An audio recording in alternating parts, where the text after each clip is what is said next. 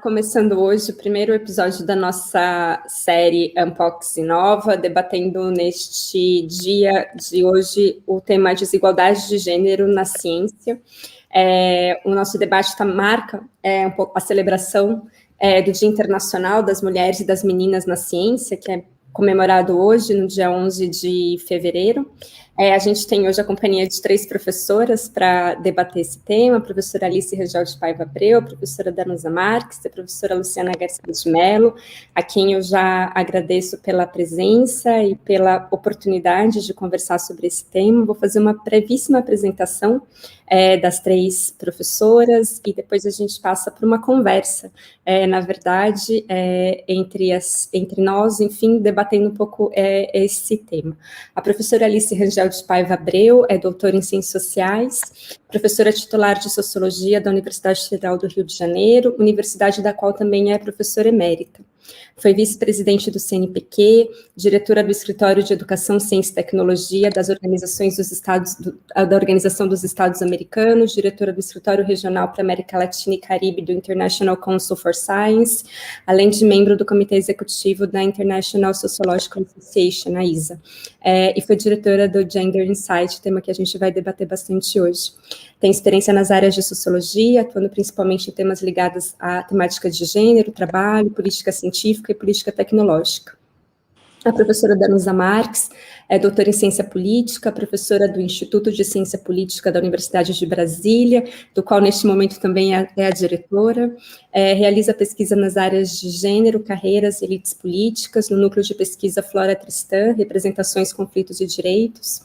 Faz parte do Comitê Executivo da Rede de Pesquisa em Feminismos e Política, coordenadora da área temática de Gênero, Democracia e Políticas Públicas da Associação Brasileira de Ciência Política, ABCP, e é integrante do Comitê de Gênero e Sexualidades da Unbox. Também agradeço a Danusa por aceitar esse convite. E, por fim, a professora Luciana Garcia de Mello, doutora em Sociologia e professora do Departamento de Sociologia do Programa de Pós-Graduação em Sociologia da Universidade Federal do Rio Grande do Sul, atua como pesquisadora no grupo de trabalho Reconhecimento Social, integra o Observatório de Gênero e Diversidade da Universidade Federal de Pelotas, foi membro da Comissão da Verdade e da Escravidão Negra no Rio Grande do Sul, também é parte integrante do Comitê de Gênero e Sexualidades da Unbox. Também agradeço a Luciana pelo aceite para compor esse nosso comitê.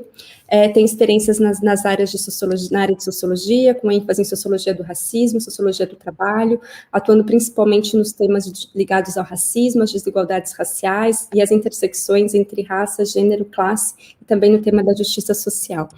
Bom, passo a palavra inicialmente para a professora Alice, renovando o agradecimento por esse debate, e a gente começa a nossa conversa. Bom, primeiro de tudo, dizer da minha enorme satisfação de estar aqui. Vocês sabem que eu tenho Unbox num lugar muito especial no meu coração. Durante 4 anos da minha vida, no começo da minha carreira, Unbox foi realmente das minhas alma mater que ficaram gravadas para sempre. Então, é um prazer estar aqui com vocês. Obrigada, Alice. Eu esqueci de mencionar que a professora Alice também já foi secretária executiva da Unbox, enfim.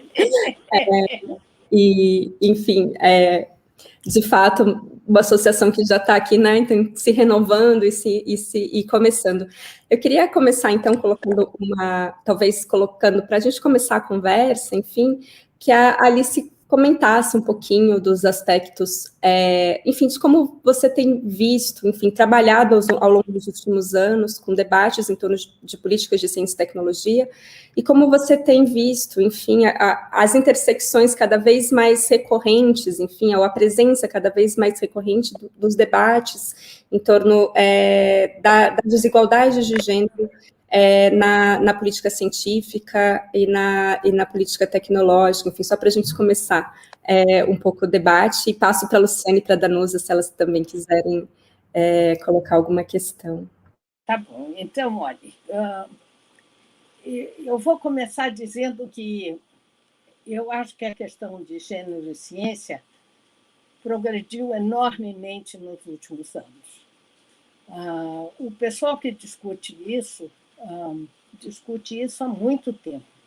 Foi no final da década de 90, talvez, que essa questão foi colocada muito claramente numa dos encontros sobre mulher promovidos pela ONU, na 4ª Conferência da Mulher da ONU.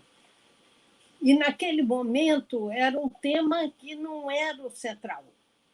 Eu acho que toda a questão da mulher na sociedade começou muito fortemente ligado a direitos humanos, a questão de realmente, enfim, começar a entender por que o papel da mulher na sociedade tinha especificidades e como é que isso afetava o seu dia a dia, a sua vida, todas as relações patriarcais, enfim, era uma discussão um pouco diferente, onde a ciência e o conhecimento entravam menos.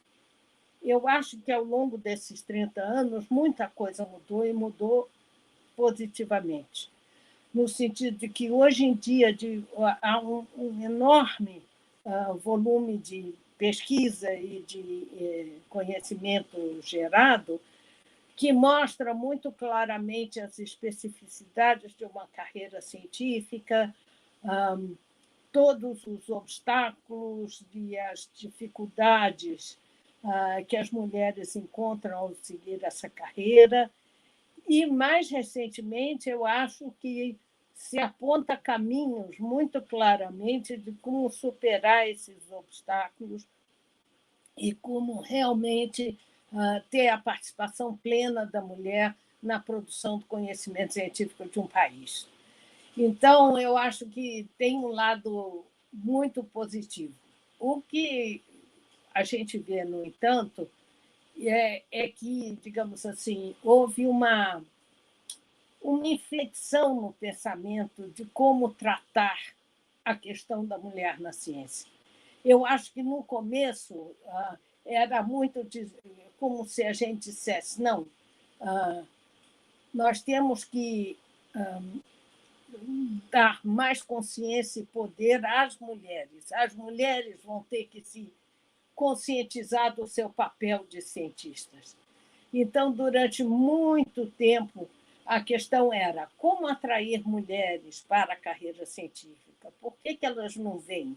O que nós temos que fazer para que elas, de fato, se envolvam e tenham uma carreira significativa? Mas, depois de quase 20 anos disso, se percebeu que o problema não era só das mulheres. O que se viu com muito estudo e com muito trabalho é que, quando a mulher encontra condições de equidade, de igualdade, ela está aí.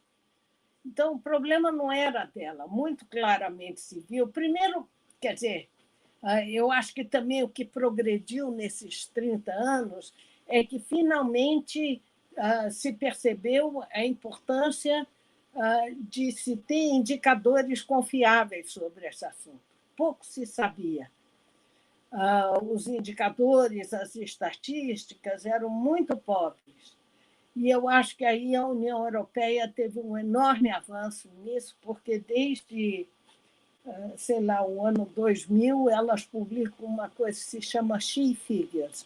Todos os 27 países da União Europeia têm a obrigação de enviar para um banco de dados indicadores fortes sobre ciência e mulher. E, com isso, a gente começou a perceber qual era o problema, onde estava o problema e o que se poderia fazer. E aí acho que a forma de analisar o problema mudou um pouco, porque se percebeu que você não devia só investir na mudança das mulheres, não eram elas o problema. O problema eram as instituições e as políticas, porque se viu muito claramente que, de fato, você tinha toda uma cultura científica que era uma cultura extremamente desigual, onde toda a prática do dia a dia, as normas, as formas de se comportar, criavam obstáculos muito maiores para mulheres que para os homens. E aí se começou, de novo, uma outra inflexão de como analisar e o que pesquisar. Então, de novo, é muito interessante, porque a União Europeia também foi pioneira nisso. A União Europeia, no ano 2000, criou uma coisa que se chamava Grupo Helsinki, que era um grupo com representantes de cada um dos 27 países para olhar a questão de gênero. E mais interessante que isso é que, apesar de ser um grupo consultivo, ou seja, não era um grupo ligado a um governo, era um grupo consultivo, mesmo assim ela tinha enorme poder, porque elas podiam solicitar a qualquer estrutura governamental ligada aos seus países a produção de dados específicos desagregados por sexo para se entender o fenômeno. E isso começou a mostrar que, de novo, quer dizer, que o que era importante era entender como funcionavam as instituições, quais eram os preconceitos ocultos que estavam por detrás das várias práticas científicas e como isso afetava as mulheres. Eu acho que isso foi um passo importante. Eu acho que no Brasil isso ainda está engatinhando. Eu acho que eu acho que a questão do gênero e das desigualdades cresceu enormemente no Brasil, mas eu acho que ainda é como se fosse a gente focar um pouco digamos assim, nas suas manifestações mais individuais. E a questão da cultura institucional e da cultura da prática da ciência, que, sem dúvida nenhuma, eu acho que é mais complexa de se entender e de se olhar, eu acho que ainda está no começo. Mas aí, né? E eu acho que, mais recentemente, houve uma outra inflexão importante que eu acho que realmente marca, digamos assim, o que vai ser o futuro da questão da equidade e desigualdade de gênero na ciência. Porque se percebeu que não só a questão não era das mulheres e era institucional, mas também que a falta de uma equidade, de uma igualdade na prática científica fazia mal não às mulheres, mas à ciência. Ou seja, ela afetava diretamente digamos assim, a qualidade e a qualidade da ciência. E aí é aí que se começa a pensar de forma muito mais sistemática o que se chama hoje em dia de gendered innovations, ou seja, inovações com a perspectiva de gênero, sobre uma lente de gênero. E, recentemente, fica muito claro que você não usar a questão do sexo e do gênero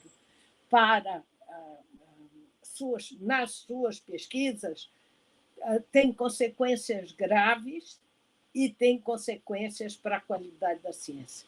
E eu acho que isso também está mudando um pouco a percepção e a recepção dessa questão entre os cientistas, porque eles se deram conta que não era uma questão só de direitos humanos, era uma questão de qualidade de ciência e da produção do conhecimento. Então, a gente pode falar um pouquinho mais sobre isso. Não sei se vocês querem... Enfim, tem coisas interessantes aí para a gente desenvolver, mas, quem sabe, eu paro um pouquinho e vocês, enfim, contribuem para ver o que vocês acham disso. Obrigada, Luciana. Se quiser entrar na conversa. Sim, em primeiro lugar, eu queria agradecer pelo convite, pela oportunidade de participar desse debate e parabenizar a Unpox, porque, sem sombra de dúvida, é um tema extremamente relevante e acho super importante a gente marcar essa data com esse debate.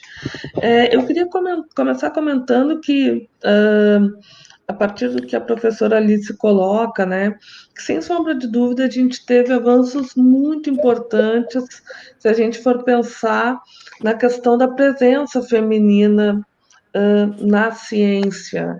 Por exemplo, uma pesquisa do IBGE, ela mostra que em 1970 as mulheres representavam pouco mais de 25% das pessoas com nível superior. Na década seguinte, ou seja, na década de 80, esse percentual ele já vai subir para 45,5%. E no ano de 2015, dados do INEP, eles já vão indicar que as mulheres elas representam quase 60% dos estudantes que concluíram cursos de graduação presencial no país. Então, esses dados demonstram que a presença feminina ela é cada vez maior. Claro, há uma superioridade numérica das mulheres nos cursos de graduação, só que, por outro lado, a gente ainda tem desigualdades de gênero.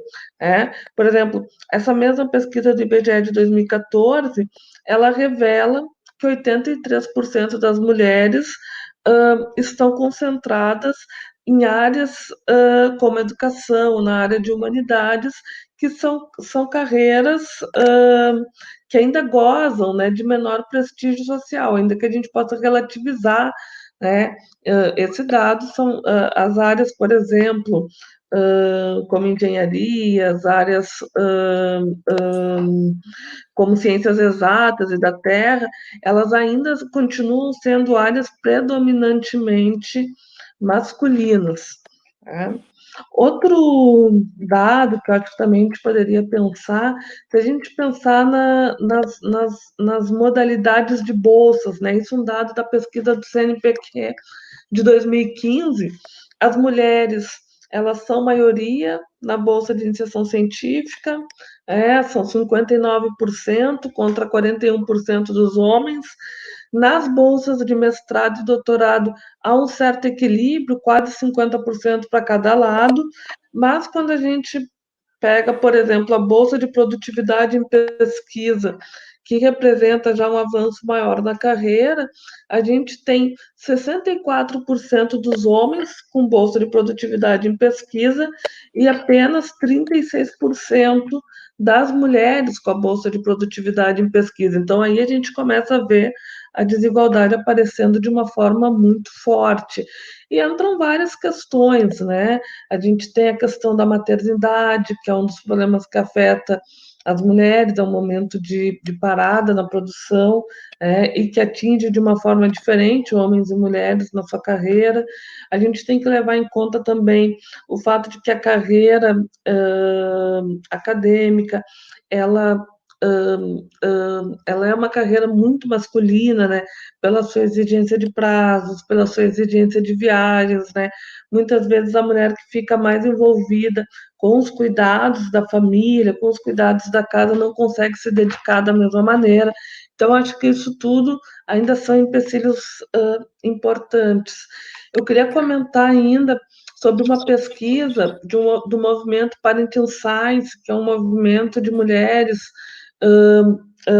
aqui da minha universidade, da Universidade Federal do Rio Grande do Sul, e que é formado também por outras professoras, né, da Federal de Santa Maria, da Unipampa, da Universidade Federal de Juiz de Fora, da UERJ, né? Então, é um movimento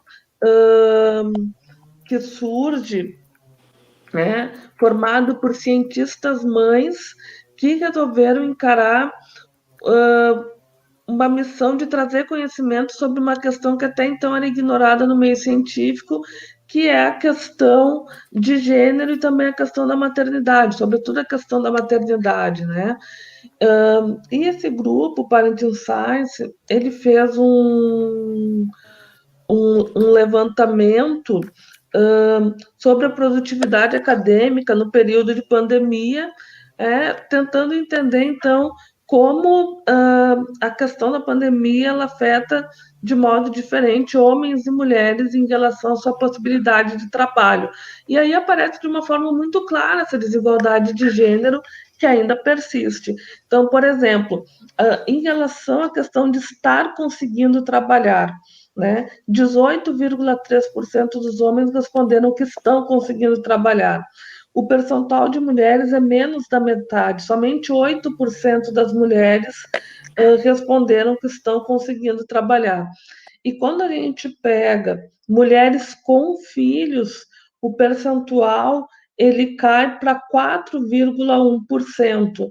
E já quando a gente pega homens sem filhos, esse percentual ele vai subir para 25,6%.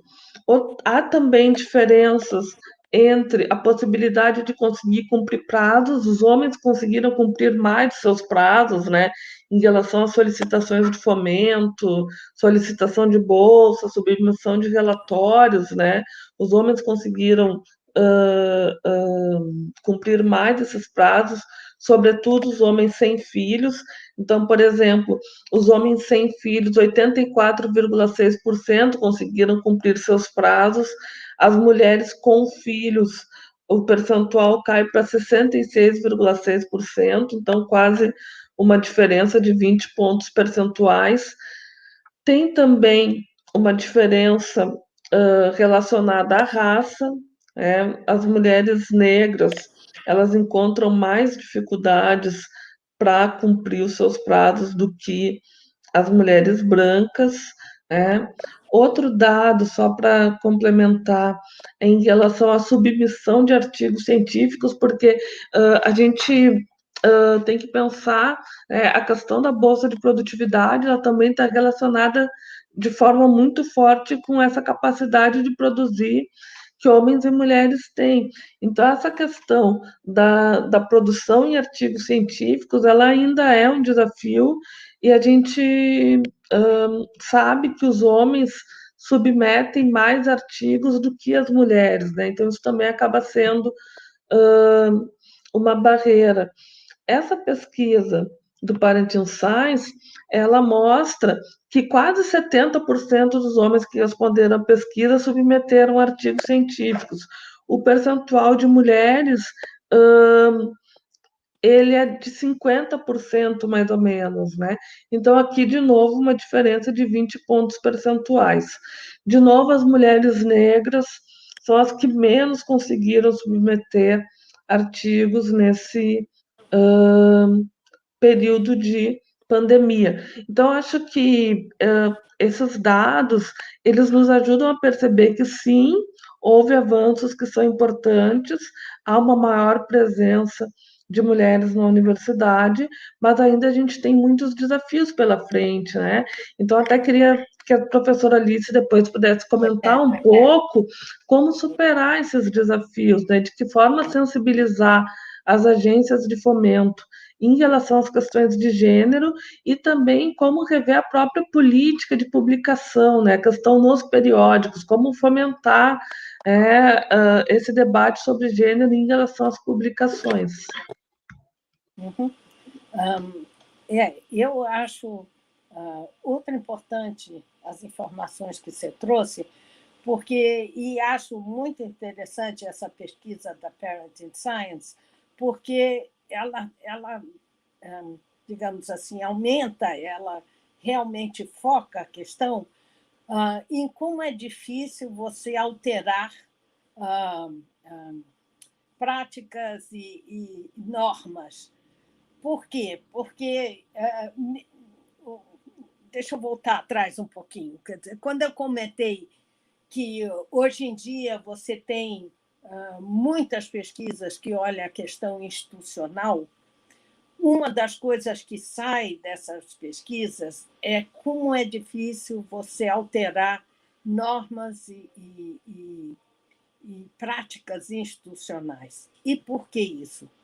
Porque, de novo, a questão é que não adianta apenas as mulheres alterarem o seu comportamento. Eu acho que, sabe, ainda estamos olhando muito, dizendo, não, então vamos fazer mentoring, tem que ter modelos, etc. Isso é importante, sem dúvida. Você dá mais, digamos, autoestima às mulheres para ela enfrentar esses obstáculos é ultra importante. Mas o que se vê, e que o resultado é muito claro, é que não basta, porque, de fato, quem tem que mudar também são os homens, e são as instituições. E eu acho que essa coisa da pandemia ilustrou muito isso.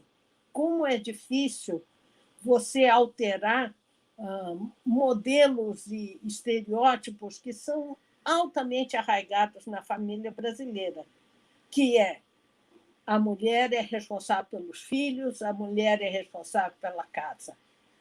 E isso eu acho que é uma barreira que tem que ser combatida fortemente, porque não é possível que jovens casais continuem com esse tipo de modelo. Você tem modelos alternativos.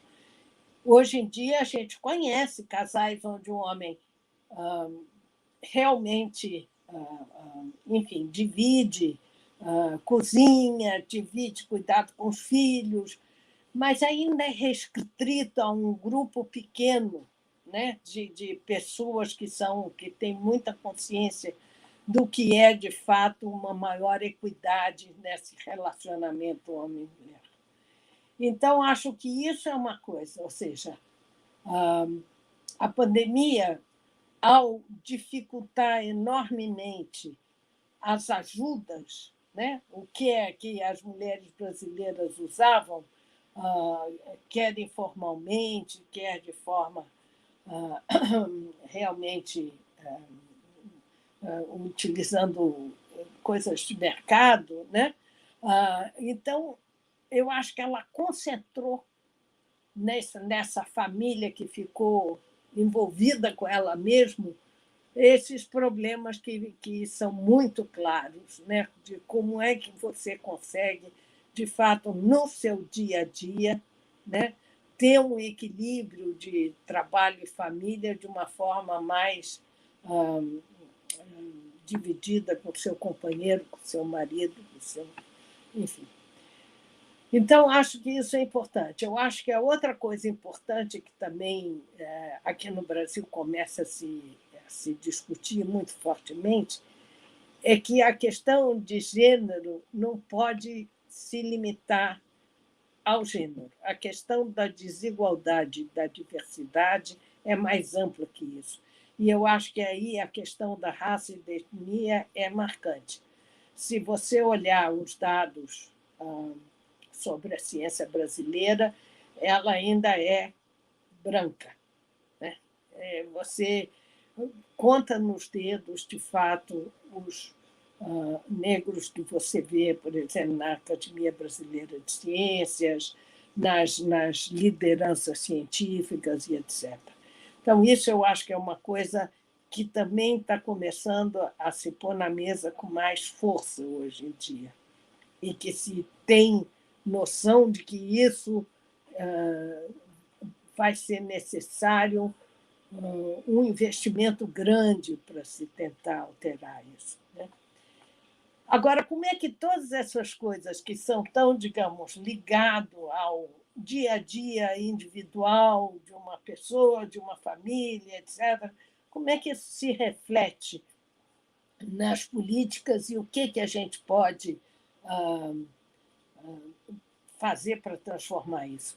E eu tenho um exemplo que eu acho interessante, que talvez se pudesse pensar a mesma coisa para a questão das publicações e das revistas. Porque o que se vê muito é que, ok, as mulheres talvez apresentem menos propostas de publicação, mas que no próprio sistema de aprovação de artigos, de revista por pares e etc., também há um enorme bias inconsciente, uma dificuldade muito grande. Já se fizeram alguns experimentos, o mesmo artigo com nomes de mulheres e com nomes de homens tem tem recepção muito diferente, etc.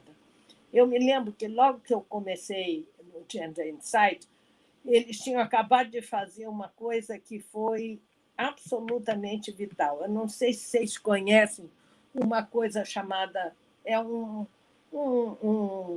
grande centro de notícias sobre ciência chamado SciDev.net, que tem uma parte aqui na América Latina, que é até coordenado por uma brasileira. É um site de notícias sobre ciência e tecnologia. O que o Gender Insight fez? Ele combinou com o SciDev e fez um programa de treinamento para todos os editores do SciDev. Aí o SciDev é uma instituição grande, tinha editores nos 5 continentes: Ásia, África, América Latina, América do Norte e Europa. E eles fizeram um curso para como que o SciDev deveria olhar as notícias sobre ciência e tentar entender a importância de ter uma lente de gênero para aquela notícia. E a coisa foi ultra interessante, porque no começo eles diziam: tudo bem, vamos lá, vamos sentar, contar quantas mulheres editoras, quantas notícias tem mulheres.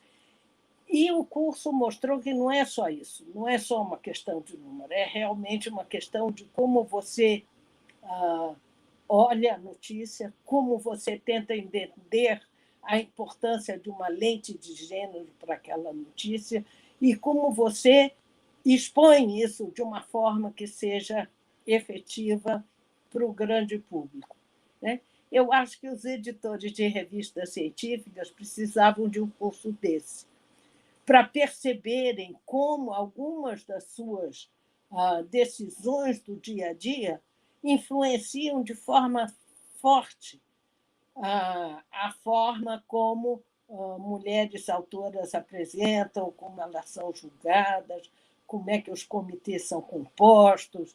Então, isso eu acho que seria uma forma bem interessante. De repente, se a SBPC ou a The Unbox se dispusesse a reunir os principais editores científicos brasileiros e sugerisse um curso de treinamento sobre como ter uma visão que adote uma lente de gênero e de diversidade, eu acho que podia ter impactos importantes. No SciDev, o impacto foi enorme. Mas eu queria pegar aqui uma carona na discussão, recuperando um pouquinho do que a Luciana falou, mas também já perguntando em relação àquilo que a Alice desenvolveu agora aqui no fim da sua fala. Eu fico pensando sobre essa abordagem, a perspectiva de gênero dentro do conhecimento científico, né? E como não é um problema individual, que é o que a Alice disse, né? Não é um problema individual das mulheres, é um problema das instituições, é um problema estrutural, vem da própria divisão sexual do trabalho doméstico, do nosso tempo, da nossa disponibilidade para dedicar à carreira, né? Uma carreira que exige muito, né? Exige muita dedicação, muito tempo, muita atenção. Então, eu fico pensando também que não é só uma questão de ter menos mulheres, mas uma questão de que, quando a gente também aplica essas lentes de gênero, né, quando a gente tem a perspectiva das mulheres e da diversidade de mulheres produzindo conhecimento, a gente também tem que lidar com certas hierarquias desse campo, que não só subalternizam mulheres, mas subalternizam também o conhecimento que a gente constrói. Então, também é muito comum a gente fala de divisão sexual do trabalho, tem uma divisão sexual do nosso conhecimento, né? Então, daquilo que a gente produz. Então, é muito comum aquilo que a gente está produzindo ser também marginalizado dentro do campo, né? Então, quando a Alice fala da gente ter uma iniciativa de problematizar mesmo, enquadrar a questão da desigualdade de gênero dentro das revistas científicas, dialogar de forma crítica com editores e editoras das revistas. Eu fico pensando também nessas hierarquias, né? E a gente tem revistas que são mais amplas, mas a gente também tem revistas de temas específicos. Esses temas específicos servem também para fazer o nicho daquilo que é ciência de verdade e a subciência. Né, assim, aquela né? Então, eu queria que você discutisse um pouco isso, Alice, se fosse possível, né? E aí, outra coisa que eu fiquei pensando em relação aos efeitos da pandemia, né, que Luciana trouxe, que acho que algumas revistas até fizeram algumas notas falando da baixa submissão dos artigos de mulheres, né? A Dados fez isso, eu lembro de ter visto a nota do Luiz Augusto Campos e da Márcia Cândido, mas eu também fiquei pensando aqui, a gente fez no ano passado, a Associação Brasileira de Ciência Política, junto com as outras associações das ciências sociais, inclusive a Ampox, fez um levantamento, um survey, né, online na época da pandemia, e uma das coisas que a gente apresentou o relatório desse survey no encontro da BCP, do ano passado, e aí agora a gente tem um artigo que a gente submeteu e está esperando aparecer. Mas uma das coisas que a gente viu é que não só as mulheres elas tiveram um impacto muito grande da pandemia para a sua produtividade, mas principalmente as mulheres que estão na sua formação ainda, então no começo da carreira, mestrandos e doutorandas muito mais do que professoras, então tem ali um efeito do sexo entre homens e mulheres, mas principalmente mestrandos e doutorandas, mestrandos e doutorandas negras, principalmente, né? E aí, quando a gente olha as pessoas no topo de titulação, então, já as pessoas doutoras e principalmente professoras, a gente não vê, pelo menos nas respostas que a gente teve ao survey, né? A gente não vê uma diferença muito grande na submissão de artigos, no trabalho, aquele trabalho que é entendido como o trabalho principal do pesquisador, da pesquisadora. E aí, isso a gente não esperava, mas aí isso nos levou a uma segunda hipótese, que precisa de uma outra pesquisa para verificar, mas, na verdade, é da sobrecarga, né?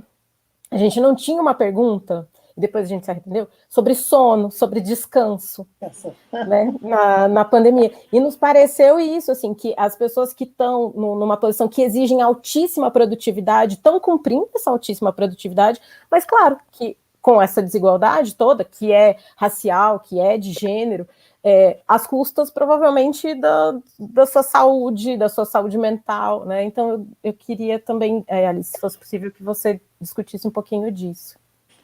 Então, eu acho que, de fato, a discussão sobre esses temas tem ficado cada vez mais interessante e sofisticada, porque eu acho que ela vem mostrando esses pontos que você, enfim, chamou a atenção.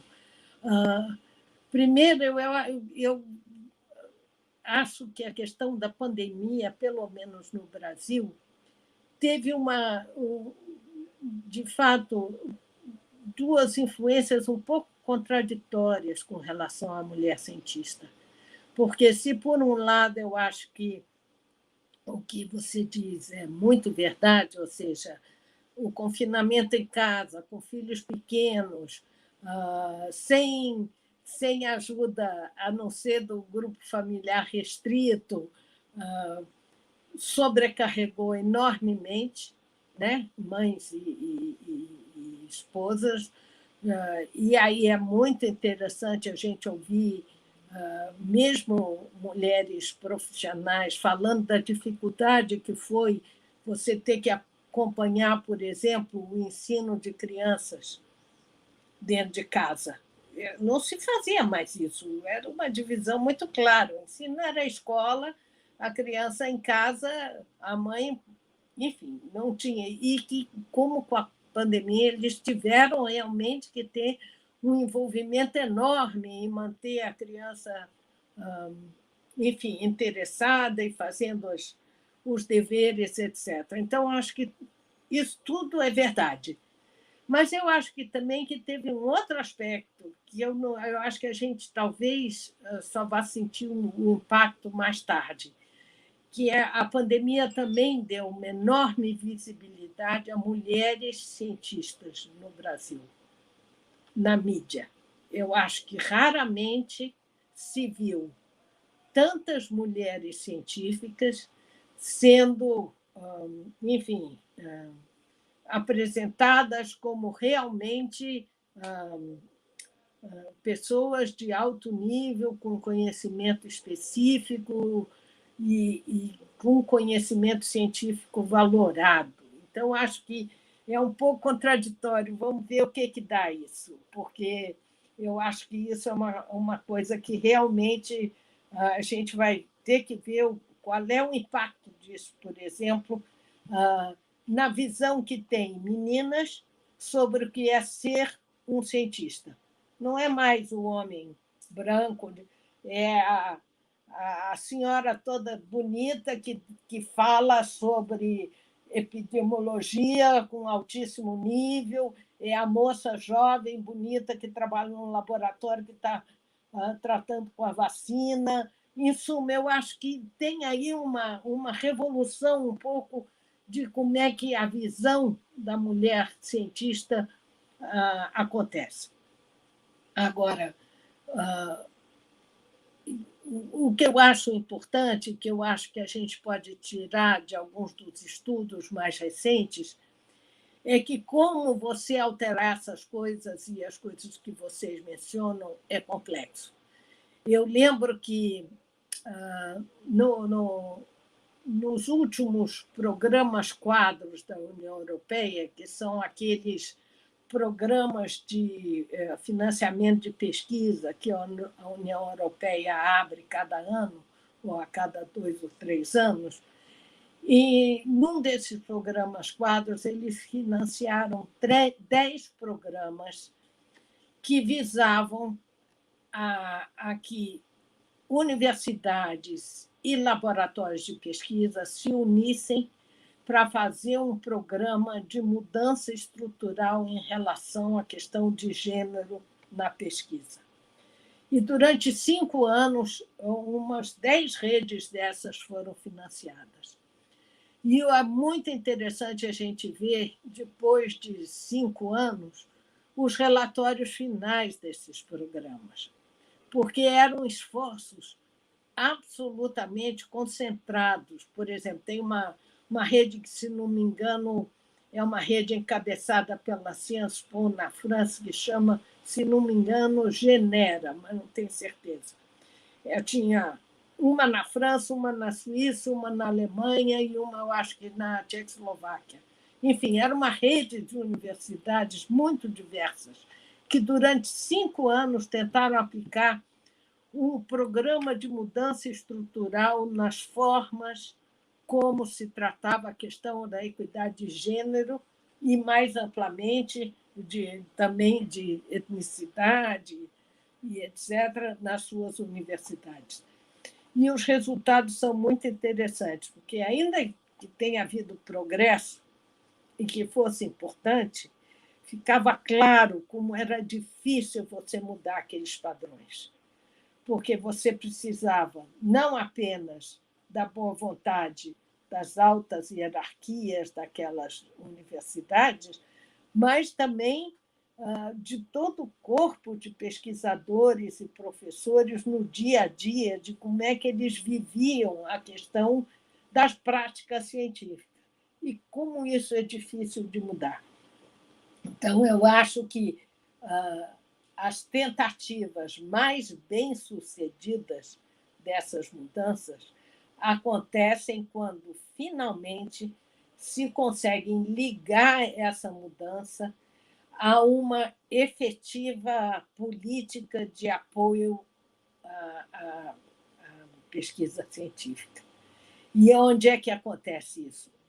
Isso está acontecendo já há algum tempo na Inglaterra, através de um programa que eles chamam de Athena Swan, que é um programa que nasceu na Academia de Ciências e que é um programa que concede, digamos assim,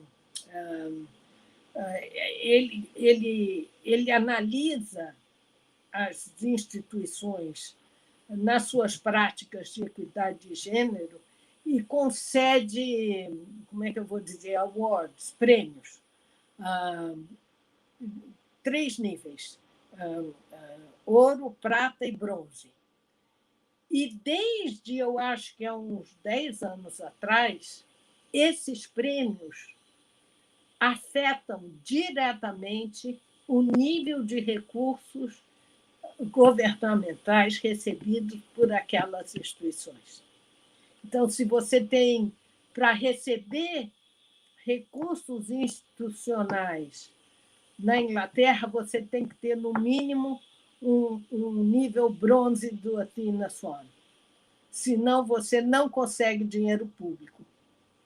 Isso mudou.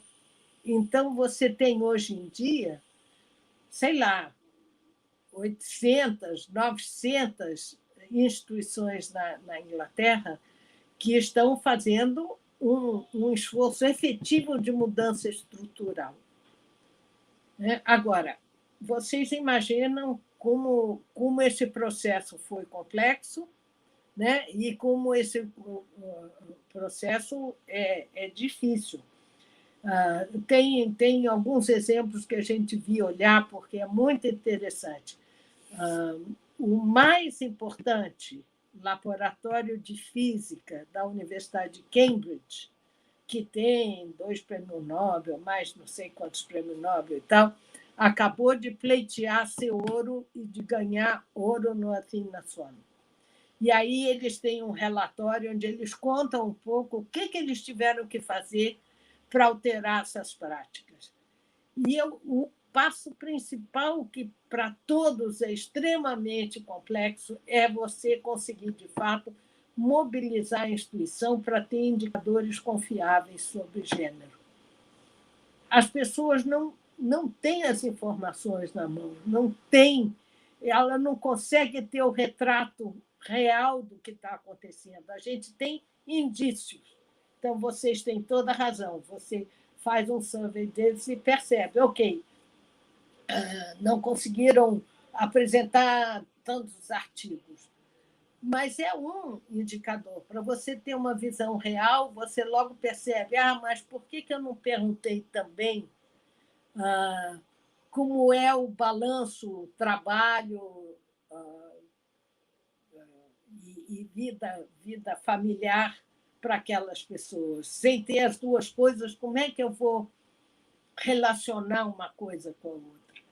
Então, isso eu acho que é uma coisa que a gente tem que começar a batalhar no Brasil, para você ter indicadores mais confiáveis. O CNPq tem, mas o CNPq tem na base dele. Você não tem ainda, por exemplo, eu não consegui até hoje, é interessante você ver, uma distribuição da hierarquia funcional em todo o sistema universitário brasileiro. Quantas são as professoras titulares? Quantos anos precisaram para chegar a titular? Você tem de uma universidade, você tem da USP, da Unicamp, mas você não tem uma visão geral disso. Não existe essa base de dados. A CAPES, que poderia dar isso no sistema de pós-graduação, até hoje não tem uma tabela discriminada por sexo no seu portal. Eu vivo abrindo e vendo, será que eles mudaram? Não tem. O que eles fizeram? Eles abriram a base deles para o CGE, que fez, de fato, um estudo bastante interessante sobre mestres e doutores no Brasil e atualiza isso. Mas a CAPES não te dá o nível dos professores. Ele dá se o professor é tempo integral, tempo parcial, ou não sei mais o quê. Mas não diz se é titular, se é associado, e não compara. Então, isso numa carreira como a científica, onde toda essa hierarquia é fundamental, a gente está cego, não sabe o que está acontecendo, não sabe se isso está melhorando ou se não está, porque tem um velho argumento, não, é só esperar. Houve uma entrada maciça de mulheres aí há uns 10 anos, há uns 5, 10 anos, então daqui a 5, 10 anos vamos ter igualdade. Não é verdade, sabemos disso, porque não é uma questão de números apenas, né? É uma questão de números e dessas práticas que vocês mencionam. Então, eu queria só complementar, porque eu acho muito interessante que esse argumento é o mesmo, ou pelo menos é semelhante quando a gente pensa em uma outra questão que, em geral, é deixada um pouco de lado, que é gênero e inovação. E por que isso é importante? Porque a inovação, digamos assim, é a complementação da pesquisa científica quando ela é, de fato, aplicada, né, enfim, em ações e atividades, e etc., que realmente impactam, né, a sociedade no seu funcionamento. E, de novo, durante muito tempo, toda a questão da inovação era totalmente deslocado da questão do gênero. Ninguém falava sobre gênero quando se falava em inovação. E, de novo, o que trouxe a lente de gênero, que eu acho que traz coisas parecidas com essas questões que vocês levantam? Se viu que, de fato, o não tratar a questão do sexo como uma variável relevante na pesquisa científica, e mais do que isso, não, na pesquisa científica em todas as suas disciplinas, mesmo as mais aplicadas, como, por exemplo, engenharia, tecnologia, etc., levava a casos graves, né? O exemplo mais conhecido é que, durante muitos anos, não se percebeu na ciência das doenças cardíacas que as mulheres tinham reações muito diferentes do que os homens quando tinham um ataque de coração. E não só isso, elas reagiam de forma muito diferente à medicação. Então, provavelmente, muitas mulheres morreram sem que soubessem que estavam tendo ataque de coração, porque elas não tinham os sintomas normais de dor no lado esquerdo e de não sei o quê. Em suma, foi só quando se começou. E por que era isso? Porque, na maioria dos ensaios clínicos e dos exames clínicos, não se usa o sexo como variável relevante. Os testes eram todos feitos em homens. Não se tinham testes clínicos em mulheres. Você fazer testes clínicos em mulheres é mais complexo. Elas têm uma vida hormonal mais complexa, elas ficam grávidas, elas têm filhos. Em suma, você ter mulheres como sujeitos de pesquisa é muito mais complexo, inclusive quando não são, até mesmo em animais. Se você olhar os testes clínicos de várias pesquisas, você vê que todos os ratos que eles utilizam são masculinos, pelas mesmas razões. Então, até que se percebeu isso, que é isso, nós não estamos vendo, é preciso ver, né? E isso acontece até nas tecnologias que você diz, meu Deus, mas como não? Né? Um outro exemplo que todo mundo conhece também é que, durante alguns anos, a maior causa de morte fetal nos Estados Unidos foi desastre de carro. E por quê?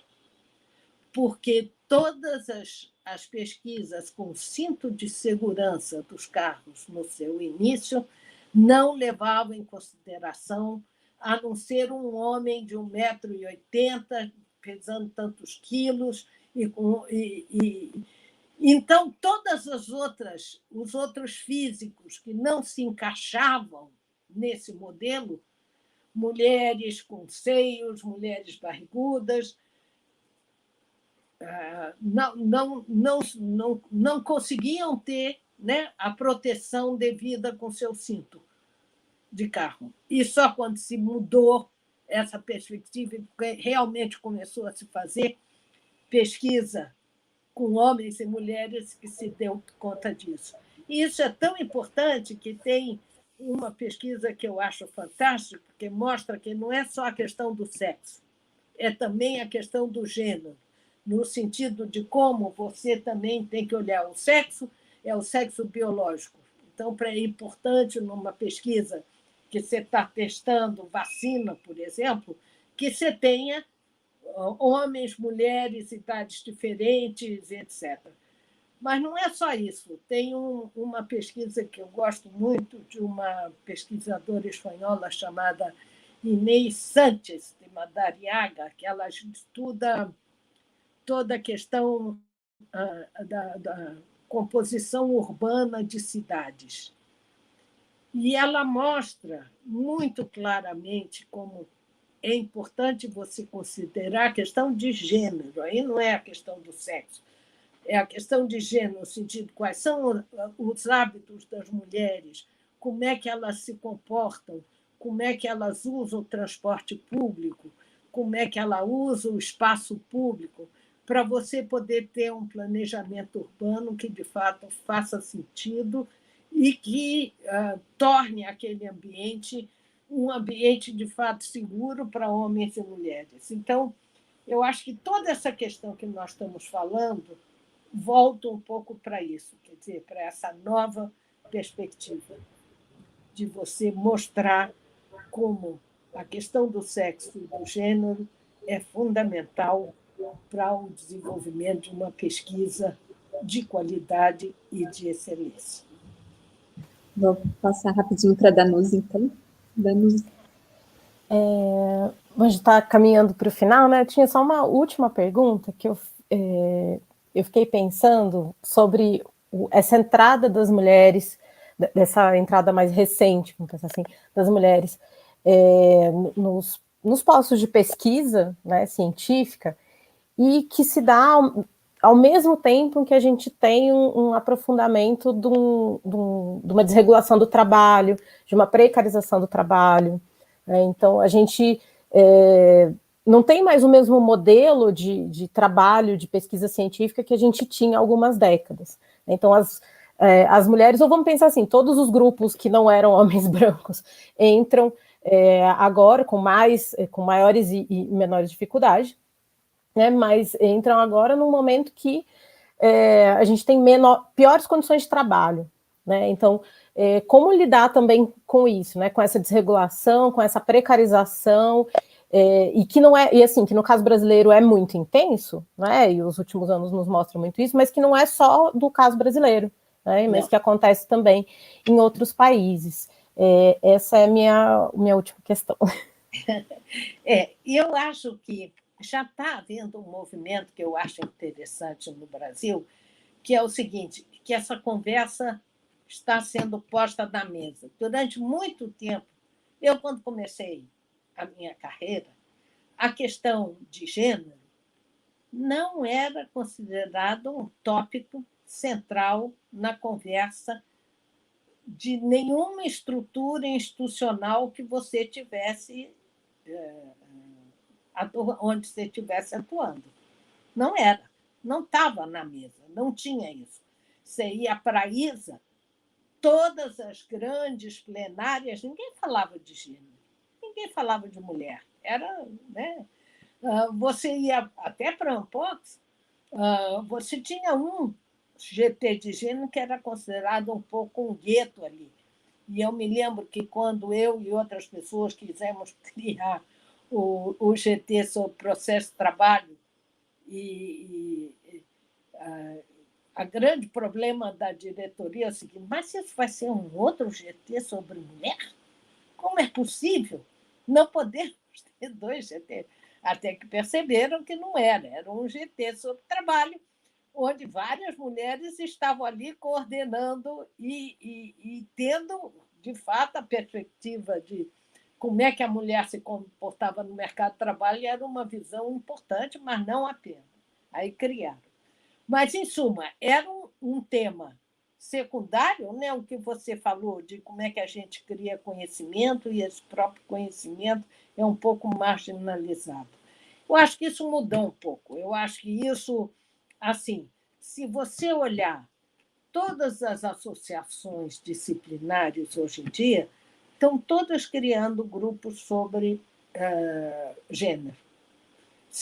Mesmo as mais de ciência mais duras, a matemática, a física, a química, todas as associações na área de de ciências da saúde, todas elas hoje em dia têm a questão de gênero.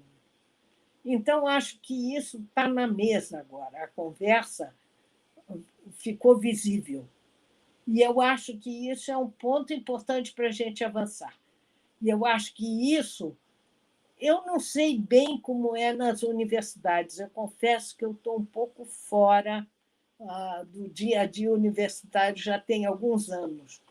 Mas eu tenho a impressão que também nas universidades está começando a surgir grupos de mulheres para refletir sobre essas questões mais especificamente, no meio dos estudantes, de pós-graduação. Isso eu acho que é o primeiro passo, porque, a meu ver, assim, se você começa a conversar sobre o tema avança. Você não pode deixar ele debaixo do tapete, você tem que pôr ele na mesa.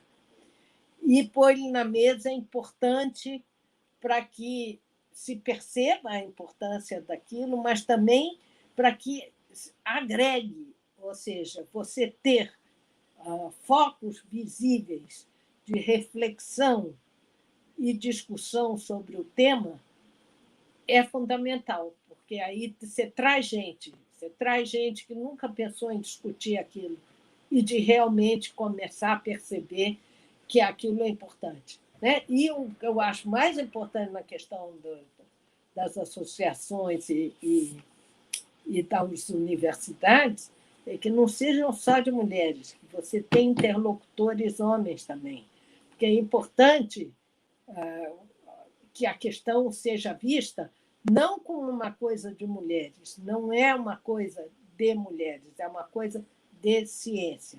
E ciência, portanto, envolve homens e homens e mulheres têm que estar ali discutindo essa questão. Obrigada, Luciana. Passar a palavra. Eu queria apenas fazer um comentário final, mas que vai muito na linha do que a professora Alice coloca agora nos momentos finais, que eu acho que é isso, né? Uma das consequências positivas desse ingresso das mulheres no meio acadêmico é justamente poder colocar a questão de gênero na mesa, que era um tema que até então era pouco debatido, era um tema que poucas vezes era levado em consideração. Tem uma outra questão que é notória, né? De um modo geral, adotar a perspectiva de sexo e de gênero nas pesquisas ainda é algo que é feito majoritariamente por mulheres, não digo que exclusivamente, mas majoritariamente por mulheres, assim como o que acontece em relação à raça, que é o tema que eu pesquiso também, de um modo geral, são pesquisadores negros que dão mais ênfase a esse tema, né? Não exclusivamente, mas são os negros que trabalham com esse tema. Então, é importante que a universidade ela esteja aberta para essas temáticas e seja capaz de levar essas questões como temas importantes para a própria qualidade da pesquisa, né? Acho que a Alice colocou isso muito bem. A diversidade é algo que é muito caro, o desenvolvimento das pesquisas, e precisa ser levado em consideração. Outro ponto que eu gostaria de destacar nesse meu comentário final é o quanto a mobilização de mulheres, quanto a mobilização de negros, né, de indígenas, enfim, e de outros grupos que estão entrando na universidade, ela é importante para que as estruturas se transformem. Um ponto importante em relação às mulheres é que hoje algumas agências de fomento elas já descontam o período de licença maternidade para a contagem dessa questão da produtividade. Isso é fundamental. Porque a gente sabe que essa parada é um momento em que as mulheres têm mais dificuldade de produzir. Então não dá para a gente comparar, colocar em pé de igualdade, né, um homem sem filhos e uma mulher que teve filhos. Então descontar o período de licença maternidade é algo que é fundamental. E a gente precisa avançar mais, né? A gente precisa mostrar mais essa especificidade.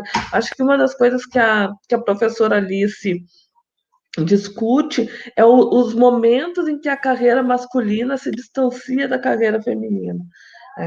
E aí são várias questões que a gente poderia trazer para discussão, porque é desde a questão da escolha da área, a questão do início do treinamento, a etapa inicial da carreira, que a gente tem que conciliar de um modo mais forte essa questão de família e trabalho, sobretudo porque quando a gente tem filhos pequenos, depois a questão do avanço na carreira. Então, há realmente uma trajetória que não é igual. Então, uma das coisas que a gente tem que pensar é isso, como fazer com que essas diferenças que acontecem nas trajetórias, elas não resultem em desigualdades tão gritantes. Então, acho que isso ainda é um desafio que passa para a carreira universitária e tem que ser levado em conta não só pelas universidades, mas também pelas nossas associações.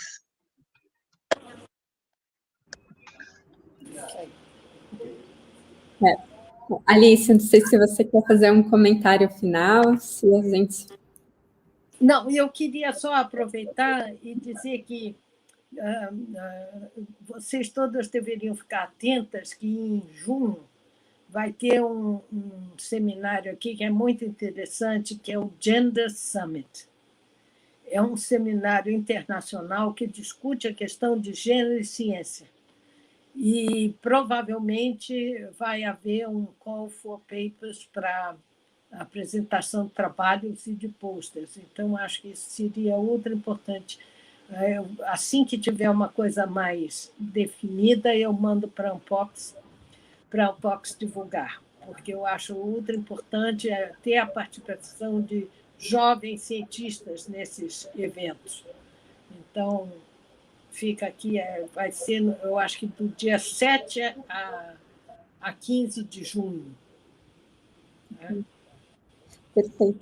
Bom, eu queria agradecer à professora Alice pela disponibilidade, agradecer muito a Danusa e a Luciana pelo nosso começo de parceria no Comitê de Gêneros e Sexualidade da Unpox. Eu estou vendo que promete, e acho que a gente tem um bom caminho, de tudo que a gente conversou aqui, que acho que queria destacar esse ponto que a professora Alice colocou, inclusive pensando na própria trajetória da Unpox, assim, de fato, como a gente consegue, talvez agora, ao longo de muito acúmulo dentro da própria associação, investir de uma vez por todas numa lente de gênero para as políticas da associação, para a promoção da igualdade de gênero dentro da associação, sabendo que isso passa por representatividade, evidentemente, mas que isso também passa por redistribuição de prestígio, de poder, de status, e que mudanças estruturais necessitam disso, Eu tenho escrito um pouquinho com uma colega, dizendo, a gente brinca que a gente precisa de uma política científica feminista, enfim, a gente precisa de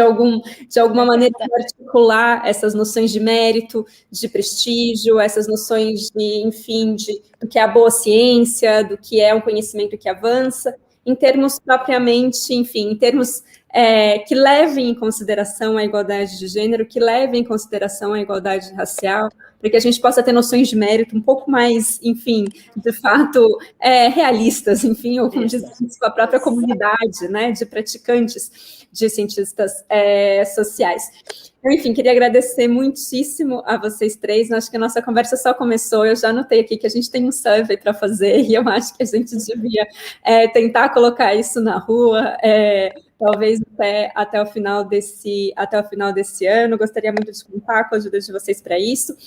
Por fim, queria agradecer a Breila, que está aqui apoiando toda a nossa transmissão e que fez essa conversa, e que nos ajudou muito a fazer essa conversa ser possível. Então, muitíssimo obrigada, e a gente se encontra, enfim, nas próximas séries da Unpox. Obrigada, gente. Tchau. Tchau, tchau. Obrigada. Tchau.